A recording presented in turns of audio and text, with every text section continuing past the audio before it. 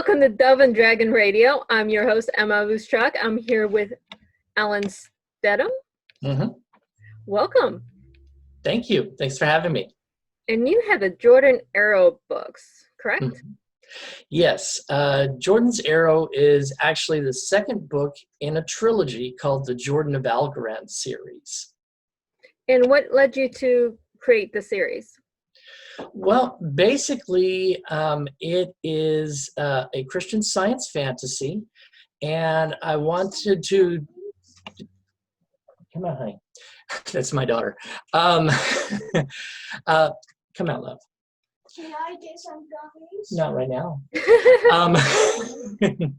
Don't you love kids that just come in on interviews and stuff? It's amazing. Honey, close the door. All right. Anyway, the Jordan of Alquran series follows Jordan. Her name is Jordan Lewis, and basically she is a young woman who she and her mother get abducted by aliens and taken to a world called Alquran. And this follows basically her life. And the second book picks up where basically she has actually married one of the people from Alquran and has started a family and becomes the chiefess of the tribe that adopted her and her mother. And so it's the thing that's interesting about Jordan's Arrow is that it's actually a war book. And so there's a tribe called the Gulsta from another part of Alquran, and they're trying to invade their territory. And more than that, they have a grudge against the Makta tribe. And so Jordan is a brand new leader who is trying to basically save her people. And at the same time, I'm underneath all of this, I'm telling a Christian message, which is basically, it doesn't glorify war. It shows hopefully the reality of war. And at the same time, it shows what kind of person is Jordan going to be, because Jordan isn't a Christian yet, but she has had an experience with God in the first book that has changed and affected her. And so it makes for interesting storytelling, because we've got sort of some science fiction elements and some fantasy elements within this story. Right, you're blending like 3 different categories at the same time. So doing that in itself makes an interesting book. Exactly. Now you take each individual part and you start analyzing. You go with, oh, I want to do fantasy today, or I want to do science fiction today, but we have to have this underlying message. But those are the best books because they teach us something morally right or wrong. Yes. And the thing that is sort of interesting on Alquran is that the level of technology is low. But there's a few exceptions, because there's a people on this world that had the people that originally abducted Jordan and her mother. They have advanced technology, but they kind of stayed away. They're isolationists. They stay away from the rest of the world, so the other world didn't get their technological advances. But Jordan manages to get her hands on some, so it levels certain bits of the playing field. But the Gulsta don't have any of that. So Jordan's kind of using a little bit of that to compensate for her lack of leadership, her lack of experience, I should say, with this. But in the end, it comes down to, the decisions that the leaders make. And there's another thing that I got to do in the Jordan of Alquran series is that the leaders of both tribes are female. And so you don't have the male-female dynamic or the male-male dynamic that you normally have in either fantasy or science fiction. You get to see 2 intelligent, basically equally matched females going up against each other in basically a tactical war, and seeing who comes out on top. And one of the things that I like to do, though, is have twists. Because what's a good book without twists, right? You have to have those twists in there, otherwise you're going to get bored halfway through. Exactly. So it was a real journey for me, because this wasn't like anything that I'd ever done before. I did a book before this. My debut novel was actually a superhero thriller, so this is completely different than any of that, and this is a trilogy on top of it. Mhm. With Jordan's Arrow, it really builds up, and there's a lot of character development for Jordan, because as you might imagine, war changes people, and people have to do amazing things and terrible things during war. And Jordan's no exception to that as the Right. leader of the Makta. The other side, the Gulsta, they have a leader named Ilsketh, and she's been raised to do this pretty much since birth. So it's interesting to see the way the different characters, view war, view conquest, view the preservation of their people, because both of the leaders see this as a preservation of their people. One does it through expansion, one does it through defense. Right. And we see this through history too. I mean, Yes. we can go to any part of the world and to history. And you Mhm. have these wars to expand or to defend your land. Right. And you can see this kind of now playing out in the US Mm. because we're repeating history, because obviously we didn't learn anything. Right. Yeah. And so Jordan's Arrow came out in February of this year, so it doesn't have anything to do with the present But things that are now, going on, but it's an interesting timing, you And so, you brought it out right at the most interesting time of the year, yeah, because you wrote it with nothing going on. right? We looked at 2019 when you probably started writing this. Mm-hmm. Nothing is really going on. We're all happy, go lucky, going through this. Exactly. Come out in February, then we go into pandemic, and now we're Right. in chaos. Exactly. So it's serendipitous timing. Indeed. But I guess another thing that's good about books is that they can teach us those historical lessons or moral lessons that could be applicable at any time. Yes. And so it's just fortuitous that it's available right now, and hopefully the readers can they'll take away their own impressions, but hopefully it'll leave a good one.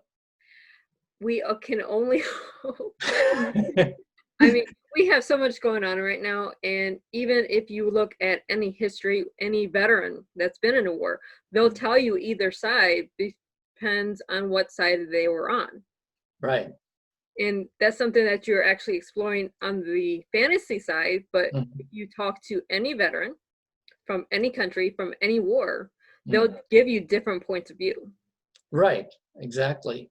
And another thing that I wanted to bring out of this is that everybody gets affected in war. Even if you're not fighting, you're still affected by the consequences of war, and it's not contained to the aggressor's side or the defenders, and plus both sides see themselves in a good light. And whether they do propaganda or whether it's just the belief of the people, nationalistically or tribally or however you view it, they're not going to see themselves necessarily as the aggressor or as the bad guy. They're just going to see themselves as upholding their culture or their country or however they see it.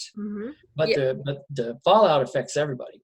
Yeah, it takes someone looking at both points of view to really have an opinion, because you either A or B. You get one side of the coin or the other. Your mindset is going to choose a side. Right. So. Exactly. And what I was hoping in this book was to show both sides, so that the reader could make, a fair assessment. I mean, just because the lead character, we know, I think for the reader, it's going to be interesting because from the first book and into the second book, they've seen the Makta, they've seen Jordan, they've seen her family and the tribes people that they've seen, and they've seen the environment But in Jordan's Arrow, it brings in another part of the world and a whole other culture and a different way of looking at things. And so you can, actually see things from the Gulstah's perspective, and you can see why they feel the way that they feel. Whether you agree with it or disagree with it, you can at least understand it. Right. We want to believe in our characters that we grown attached to, or we got a fantasy in our head about because we have our book boyfriends or girlfriends or whatever. Mm-hmm. But we fall in love with these characters, and then something happens, you go, wait, what am I reading? But it makes you think. It gives you that other point of view. Maybe everything's not as it seems. Right. And I never want my characters to seem perfect or infallible. I think that's, personally, I think that's lazy writing. If your character never makes a mistake, never chooses the wrong thing, the important thing is for them to learn from their mistakes. And the important thing is to show that they are multidimensional and that, they may usually make the right decision, but maybe this time they didn't. And how do they deal with it? And what are the long-term consequences of some of those? Because when you go up to leadership positions, you're affecting a whole lot of people, and that's a whole lot of pressure on your shoulders, which can lead to good decisions or bad decisions. And I wanted to show that. Yeah.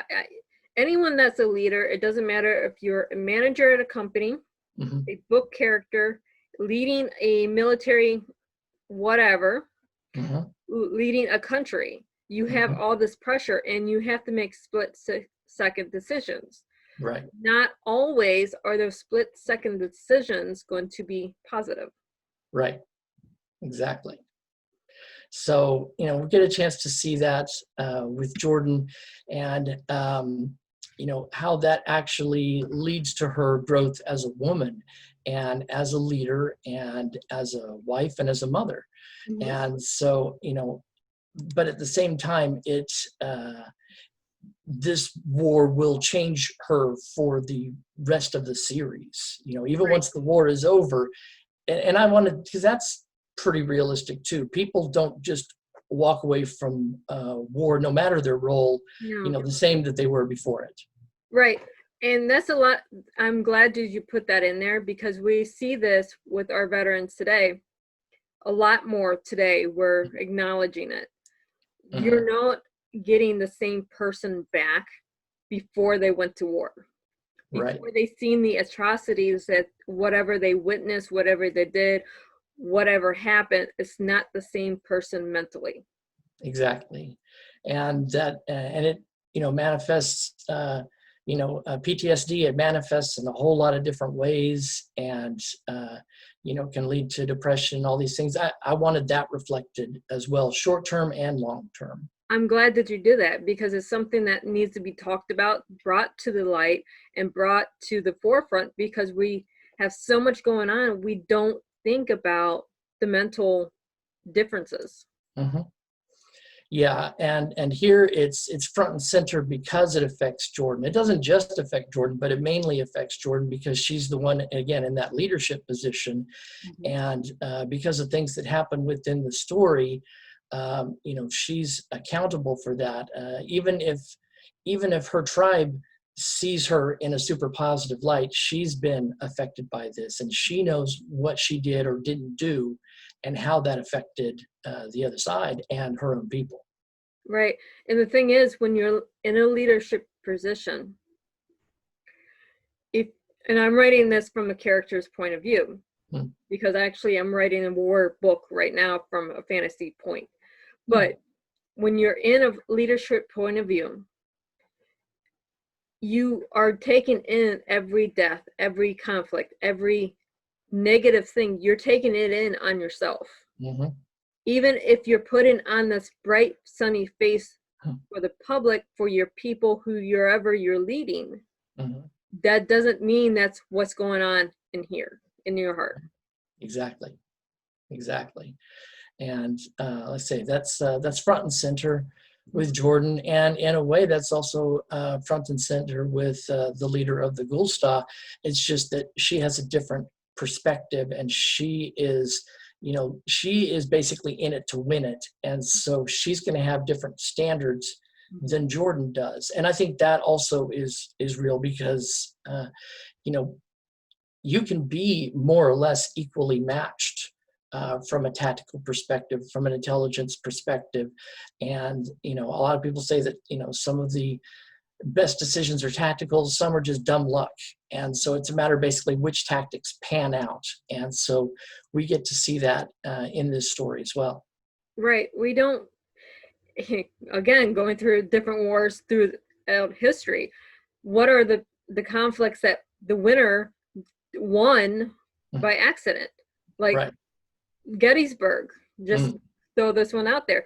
That was a battle that was by accident. It wasn't a planned battle.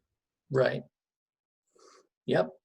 And so, it was interesting for me to write because I didn't the interesting thing is I didn't expect to write a war book.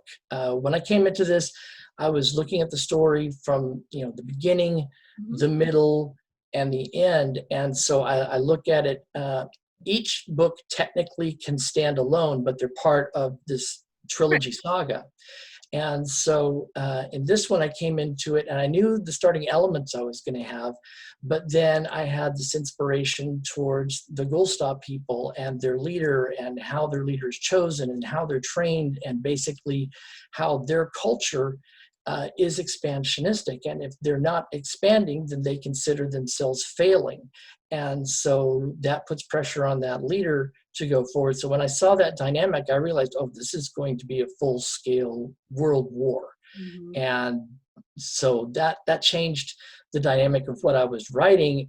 But it really helped to deepen the story. It helped me to really click into the perspective of all of these characters to try and give a balanced view, but also show the chaos and the randomness of war as well. Okay. Well, I mean, our characters, we have an idea as authors to write a book. We can see the beginning, we can see kind of a little bit of the middle that's kind of fuzzy, and then we have the end. Right. I'm one of those authors, I write the end, then I'll figure out everything else. But the characters have a way of, hey, you're going to do this because this part of the story needs to be told. Right. You're going to make another book because I'm not done talking to you yet. Yeah, and in my case, I get a lot of I pretty much get my inspiration from prayer, and I really lean on the Lord about these, to deliver these stories. So I may have an idea of where things are going to go, but that inspiration may go, a different direction than I planned, and I got to go with the inspiration. Right. As a good author, you don't go just by your plans. Right. The best laid plan will always go right when you're writing. Yep, I agree with that. I can sit down with little post-it notes, little notes everywhere, and do a thought tree and all this other stuff, and that'll go right out the window. Right. Yep, that's true. Yeah. As I write out a lot of outlines and things like that when I'm first starting up, so I can kind of have a reservoir of ideas and character tidbits and stuff. But when the book is said and done, it's maybe 25% of that. Yeah, pretty much. I mean, I will go through, draw out the characters how I see them in my head, make their whole planetarium alignment and everything else, and that just goes out the window. The only thing I might use is the names. Right. But it's a lot of fun too, the whole, because for me it's a journey. I imagine for most authors it's a journey getting there. You want to take the readers on a journey, but you go on a journey too. Right. Every author has this one fan, this one reader come up to you. That was such a wonderful book. It was a journey. How did you know when it was going to end? You go, oh, I did it. Yeah, exactly. Yeah, I usually don't know I may know roughly where I'd like it to end up, whether it ends that way or takes a different turn. That's up to my inspiration. Yeah, It doesn't come from the author. It comes from our muses, whoever or whatever they may be. We just are the medium that puts it onto the paper. We're along for the ride. Yeah. Very well said. So you've gone into the third book. Do you have Yep. a name or an idea of how that one is going to go? It's actually finished, and it will be due out this fall. It's called Jordan's Deliverance. Each of the books has a Jordan title. So the first one is Jordan's World, second is Jordan's Arrow, and the third is Jordan's Deliverance. Awesome. And you said this fall, so Halloween-ish, maybe? Yeah, October, November. Yeah, I would say so. I don't have the exact date yet, but I should soon. And we do already have the cover for it. And basically, we're just in that final stage of, checking and approving the copy and getting everything ready to go. Awesome. But yeah, it's set. There's not going to be any more books after this in this series. It's not going to have a spinoff or anything. I really wanted to make it satisfying for the reader. Concluded with the third book. We do try to make a series as a trilogy. No more than 4. Doesn't always work that way. I mean, there's one book out there, one series out there, I'll read if they have 20 books. Wow. But it just depends on your story, if it's done being told or if it needs to continue. Pick it back up in 10 years. Right. It's one of those, if there's sufficient material. I mean, I actually considered a spinoff of it with Jordan's Children, but I looked at it and I said, okay, in terms of the quantity and quality of material, it felt right to end it with the third book and just leave a little bit to the reader's imagination as to what happens going forward. Right. It's up to the readers. I mean, we do listen to the readers. So if the readers, we get on Fanfiction a page for that book, this is really cool because I love doing this as an author, going in there and seeing what the readers are saying about the book. Mm-hmm. Yeah, I'm very intrigued, hopeful, and semi-dreading to see the day of Jordan Fanfiction, but I think I'm ready. Yeah, it's one of those things. Do I really want to read this as the author, or do I not want to read it? Because at the same time, they say that imitation is the sincerest form of flattery. So, I take it in that light as well. Very, very, very true. And I always tell authors, I'm like, if you have a book that's been copied on Fanfiction, you're doing awesome. Yes. Exactly. So where can our readers, listeners, and viewers find you? Okay, so my books are on Amazon. They are on Barnes & Noble, iBook, Google Play, and you can actually access all of it through my website, which is allensteadham.com, ALLENSTEADHAM.com. I've got a page just for the books, and it has the information about the books. It has where you can buy them and direct links to those sources to give you a variety of, because some people want to get it from this place, that place. They don't want to get it from this place. So I wanted to give a variety for that. Yeah, I mean, you have Amazon that they have a center that gets attacked by whatever, so they're moving. So now, okay, is our book actually at Amazon, or do we have to wait for them to rebuild a new printer? Or Right. Exactly. It's just one thing after another. So we always have a variety of stores that we can go to.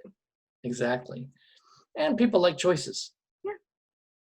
It's funny things that when we have choices, we always go to, I like to only get my books at Walmart, or right. only get my books at XYZ.